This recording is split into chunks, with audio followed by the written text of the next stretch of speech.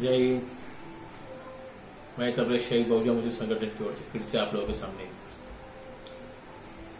जैसा कि आप लोगों को पता है कि दिन ब दिन बॉलीवुड राजनीति सुशांत सिंह मर्डर केस बहुत ही उरूज पे चल रहा है और ये पॉलिटिकल सपोर्ट के सारे चल रहा है और ये कहीं ना कहीं अपने फ़ायदे के लिए, पॉलिटिकल फ़ायदे के लिए सब चीज़ें चल रही है, जिसमें हिंदुस्तान की सबसे बड़ी संगठन आरएसएस ये लोग सब उसके समर्थक में उतरे हुए और उतरेंगे, क्योंकि ये मुद्दा हिंदू मुसलमान का हो चुका है।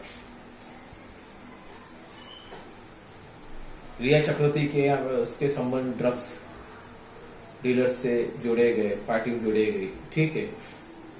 ये सब सीबीआई को पता चला, लेकिन सीबीआई को अब तक ये पता नहीं चला कि पुलवामा में जो हमारे बॉर्डर के सिक्योरिटी पे जो हमले हुए थे, 2000 लोग शहीद हुए थे, उसकी सीबीआई जांच में अब तक उनको पता नहीं चला।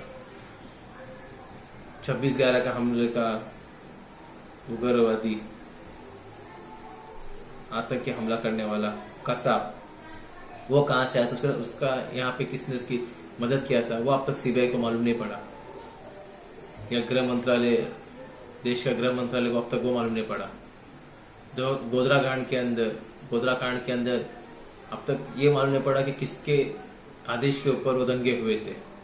लेकिन हाँ, एक बात है कि सुशांत का मर्डर केस, इसके अंदर साफ मालूम पड़ा कि ड्रग्स कांड किसके कहने पे हुआ था, कैसा हुआ था।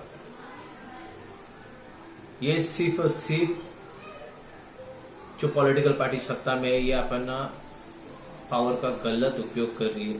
जहां इनको ध्यान देना वहां नहीं देती, बल्कि ये राज्य में जो 3 पहिए की सरकार उसको गिराने के पीछे लगी और अपनी कहीं ना कहीं अपने इन्वॉल्वमेंट इनडायरेक्टली कर रही है। ऐसे बहुत से विटनेस है जिनको वाइस सिक्योरिटी नहीं मिली, लेकिन एक सेलिब्रिटी को वाइस सिक्योरिटी तुरंत दी गई।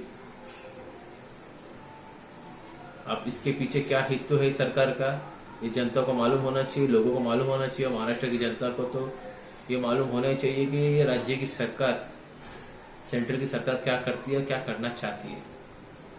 लॉकडाउन से उभरे नहीं थे कि बेरोजगारी का हर तरफ बेरोजगारी हो गई है, लेकिन हमारे देश की मीडिया और हिंदुस्तान की सबसे बड़ी पॉलिटिकल पार्टी सिर्फ और सिर्फ सुशांत केस में लगी हुई है। तो यही बहुजन मुस्लिम संगठन के से वही निवेदन है आप लोगों से, जनता से अपील है कि पुलवामा में जो कांड हुआ था, आतंकी हमला हुआ था, उसकी भी सीबीआई जांच, किसने उसकी मदद की थी, वो जो ब्रिगेडियर पकड़ा गया था उसके पीछे उसके आका कौन थे, 26/11 को जो कसाब आया था उसके आका यहाँ पे कौन थे, किन लोगों ने उसको सपोर्ट किया था, उसकी भी जांच होना चाहिए। जय हिंद, जय महाराष्ट्र।